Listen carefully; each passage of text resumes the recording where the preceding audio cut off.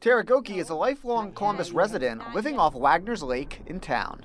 That's a retaining wall over there that's completely covered with ice. With water freezing over in parts of Platte County, her neighborhood is on the brink of properties flooding over. I mean, you can see where the dock is under the water right there.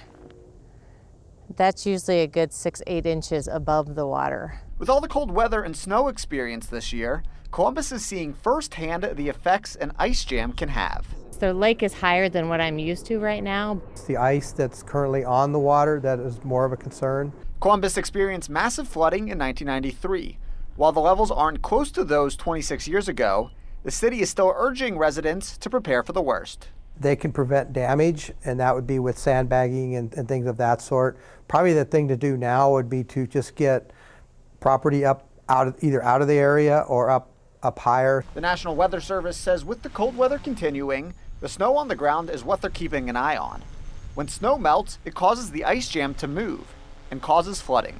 At this point, it's not hurting anything, it's not causing any problems, but due to the fact that it's there, we have the potential for those problems. One way to get rid of an ice jam is to blow it up with dynamite, something that hasn't been done in this area in nearly 20 years. We've talked to the state about that, the Nebraska Emergency Management Agency, the Army Corps of Engineers, and their comment was if we talk about dynamite, they get up from the table and walk away.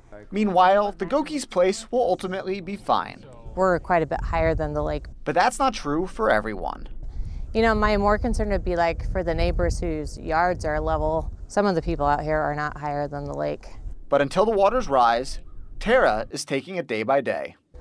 You know, there'll probably be some repairs come spring once the water recedes and goes down. In Columbus, Phil Bergman, 3 News Now.